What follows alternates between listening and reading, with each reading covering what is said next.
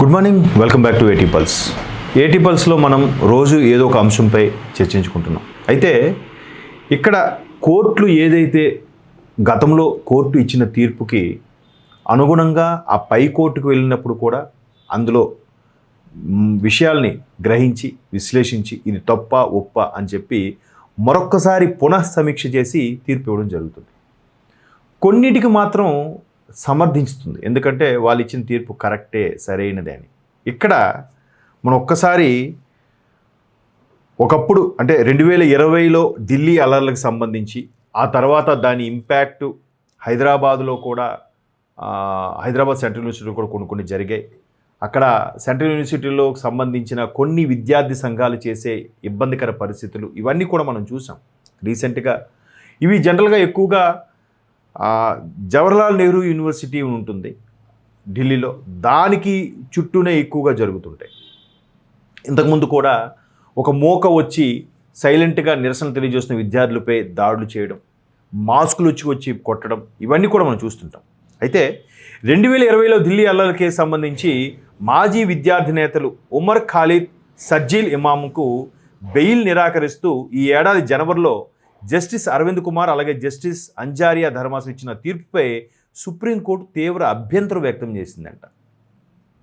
అంటే ఇటువంటి వాళ్ళు ఎందుకు మతపరమైన విద్వేషాలు రెచ్చగొట్టి లేదంటే లోపల ప్రశాంతంగా ఉండే కళాశాల లేదా విశ్వవిద్యాలయం యూనివర్సిటీ వాతావరణాన్ని ఇబ్బందికర పరిస్థితులకు నెట్టిన వాళ్ళకి ఏదో ఒకటి చర్యలు తీసుకోవాలి కదా. లేకపోతే ప్రతి ఒక్కరు కూడా విద్యార్థి ముసుగులో చేసే అరాచకాలు ఇన్ని అన్నీ కావు, కొంతమంది, అందరూ కాదు నేను చెప్పాను.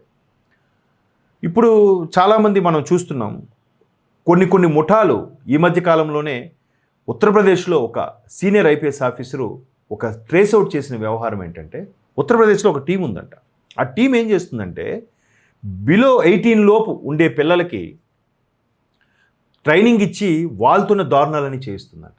సో 18 ఏళ్ళ లోపల పిల్లలతో చేయిస్తే అది నేరంలోకి పరిగణించి జువెనైల్ కోర్టుకు వెళ్తారు. తర్వాత వాళ్ళకి మార్పు కోసం వాళ్ళు మారేలాగా మరలా జనజీవన స్రవంతిలో కలిసేలాగా కొన్ని చర్యలు తీసుకుంటారు తప్ప వాళ్ళకి జీవిత ఖైదులు అలాగే ఉరిశిక్షలు లాంటివి విధించరు. సో అటువంటి వాళ్ళు దొరికితే వాళ్ళ మీదకి నేరం నెట్టేసి వీళ్ళు సైడ్ అయిపోయేలాగా ఒక మాఫియా తయారైందంట బీహారు ఉత్తరప్రదేశ్ బోర్డర్కి సంబంధించి. ఐపీఎస్ ఆఫీసర్, ఆయన పేరు సిన్హా ఏదో వస్తుంది, పేరు గుర్తు రావట్లేదు, ఐపీఎస్ ఆఫీసర్ ఆయన. అట్లాంటి చాలా చోట్ల జరిగాయి. ఈవెన్ కర్ణాటకలో కూడా ఒకసారి ఇలాంటి అంశాలు కొన్ని బయటకు వస్తే, ఇప్పుడు ఎవరు మన తమిళనాడులో బీజేపీ అధికారి ఉన్నారు ఒక ఆయన, అన్నామలై, ఆయన కూడా ఇలాంటి కేసే ఒక ట్రేస్ అవుట్ చేశారట.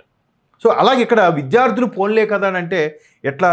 ఇప్పుడు ఏదైతే వీళ్ళు ఢిల్లీలో అల్లర్లు జరిగినప్పుడు ఎంతమంది ఇబ్బంది పడ్డారు, ఎంతమంది సుమారుగా 53 మంది చనిపోయారు వీళ్ళు చేసే ఈ ప్రక్రియ వల్ల.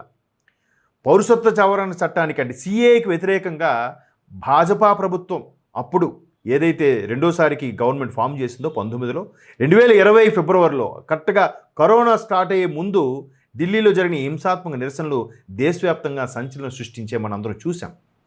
దానికి అంటే పౌరసత్వ సవరణ చట్టము మీకేంటి నొప్పి? భారతీయులుగానే ఉండాలి కానీ ఆడి బంగ్లాదేశ్లో బంగ్లాదేశ్లో ఒక పౌరసత్వం, పాకిస్తాన్లో పౌరసత్వం, తైవాన్లో పౌరసత్వం, శ్రీలంకలో పౌరసత్వం, ఇవన్నీ అవసరమా? సో వీటి మీద ప్రభుత్వం ఇంకా చర్యలు తీసుకుంటుందనగానే వీళ్ళు అల్లర్లు క్రియేట్ చేశారంట. మీకేంటి నొప్పి? దానివల్ల ఎంతమంది అండి? 53 మంది చనిపోగా 700 మందికి పైగా గాయపడ్డారు.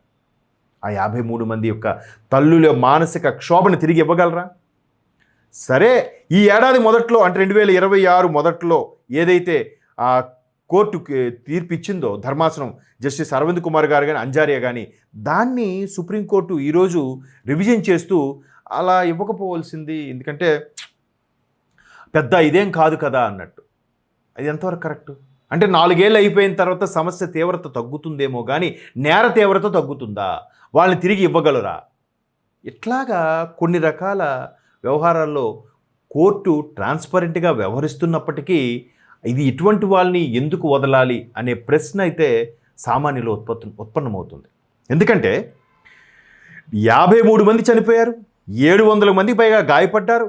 అల్లర్లకు సంబంధించి 15 మంది నిందితులుగా పేర్కొంటూ చట్ట వ్యతిరేక కార్యకలాపాలు ఉప కింద ఛార్జ్షీట్ నమోదు చేశారు. వీరిలో ఉమర్ ఖలీదు, సజ్జీల్ ఇమాం సహా 7 నిందితులు బెయిల్ ఇచ్చేందుకు గత ఏడాది సెప్టెంబర్లో ఢిల్లీ హైకోర్టు కూడా నిరాకరించింది.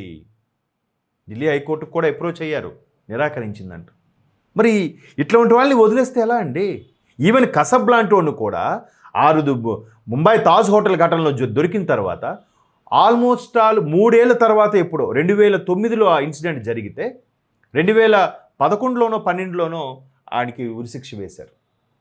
ఆ 3 ఏళ్ళు 4 ఏళ్ళు వాడికి అయ్యే ఖర్చు 63 కోట్ల రూపాయలు ఒక్క కసబ్ గాడికి, అటువంటి నరరూప రాక్షసుడికి. వాడు మళ్ళీ రాఖీ మీ దగ్గర ఎలా చేస్తారు, రాఖీ అంటే నాకు చేయించుకోవాలని ఉందంటే కొంతమంది యువతలను తీసుకొచ్చి వాడికి రాఖీ కట్టించారు. ఇక్కడ ఏదో ఫేమస్ హైదరాబాదీ బిర్యానీ ఫేమస్ ఉంటుందంట కదా, అది తెప్పించండి అంటే ముంబైలో ఉండే హైదరాబాద్ బిర్యానీలో చేసి పెట్టించారు. వాడికి అన్ని సదుపాయాలు, వాడి సెక్యూరిటీకి అయ్యే ఖర్చు, అక్కడ బందోబస్తుకు వచ్చే డిఏలు ఇవన్నీ అవసరమా అండి అలాంటి వాళ్ళని ఏరిపారేయకుండా? సో ఆపరేషన్ సింధూర్ గురించి ఎందుకు ప్రతి ఒక్క భారతీయుడు మేసం మెలేసేలాగా తొడకొట్టి మరీ చెప్తాడంటే అది సర్జికల్ స్ట్రైక్ అంటే, అది ఆపరేషన్ సింధూర్ అంటే. అలా ఇది పడింది ఆల్రెడీ. సో ఇట్లాంటి వాళ్ళకి ఇప్పుడు ఏంటంటే ఈ ఉమరు అలాగే ఇమాము 7గురికి గత ఏడాది బెయిల్ నిరాకరిస్తే ఈ తీర్పును సవాల్ చేస్తూ వీళ్ళు సుప్రీంకోర్టును ఆశ్రయించారు. దీనిపై జనవరిలో విచారణ జరిపిన జస్టిస్ అరవింద్ గారు, జస్టిస్ అంజారియా గారు 5 నిందితులకు బెయిల్ మంజూరు చేశారు. ఖలీద్ ఇమాం మాత్రం బెయిల్ ఇవ్వడాన్ని నిరాకరించారు. మెయిన్ సుప్రీం లీడర్లు వీళ్ళే. సో దానిపై కూడా వీళ్ళకి కూడా ఇవ్వచ్చు కదా, ఎందుకు ఇవ్వలేదు అనేది సుప్రీం అసంతృప్తి వ్యక్తం చేసిందట. దీని మీదే చాలామంది విమర్శలు వెలువెత్తున్నాయి. ఇలాంటి ఇబ్బందులకర పరిస్థితులు ఉన్నప్పుడే దీన్ని రీసెంట్గా సెంట్రల్ సిలబస్లో పాఠ్యాంశంగా చేర్చాలనుకున్నప్పుడు ప్రస్తుత చీఫ్ జస్టిస్ ఎవరైతే ఉన్నారో ఆయన దానికి ఒప్పుకోలేదు. కోర్టులపై ఉండే నమ్మకాన్ని వమ్ము చేసేలాగా ఇటువంటి పాఠ్యాంశాలు రాకూడదని దాన్ని గట్టిగా చెప్తే ఆ పాఠ్యాంశం తొలగించారు. సో మొత్తం మీద కింద కోర్టులో తప్పుని పై కోర్టులో సవాల్ చేస్తే అది ఒప్పుగా మారడం, కింద కోర్టులో ఒప్పుని పై కోర్టులో సవాల్ చేస్తే తప్పుగా మారడం జనరల్గా జరుగుతూ ఉంటాయి. మనిషి యొక్క ఆలోచన విధానం కూడా ఇవాళ ఒకలాగా రేపు ఒకలాగా కూడా మారుతున్న అవకాశం ఉంది. ఇవాళ తప్పు అనిపించింది రేపు ఒప్పు అనిపిస్తుంది, ఇవాళ ఒప్పు అనిపించింది రేపు తప్పు అనిపిస్తుంది. సో ఇటువంటి వాళ్ళకి మాత్రం ఎక్స్క్యూజ్ చేయకూడదు. ఎందుకంటే మొన్న అల్ఫలా యూనివర్సిటీలో 5 డాక్టర్లు విషం పెట్టి చంపాలనుకున్నారు. చదువుకున్న మూర్ఖులు, అందులో ఒక మహిళ కూడా ఉంది. అటువంటి వాళ్ళని ఉపేక్షించాలా? అటువంటి వాళ్ళకి బెయిల్ ఇస్తే ఏం చేస్తారు? మరొక 10 మందిని తయారు చేస్తారు, లేదా డూప్లికేట్ పాస్పోర్ట్లతో దేశాలు దాటేస్తారు. సో అటువంటి వాళ్ళకి బెయిల్ ఇవ్వకూడదు అనేదే నా అభిప్రాయం. నా అభిప్రాయంలో ఇబ్బందిగా ఉంటే మీరు కామెంట్ ద్వారా కూడా తెలియజేయచ్చు. సో ఇలాంటి వ్యవస్థలలో మనం ఉన్నాం కాబట్టి జాగ్రత్తగా ఉండాలనేది మా ఏటీ పల్స్ యొక్క ఉద్దేశం.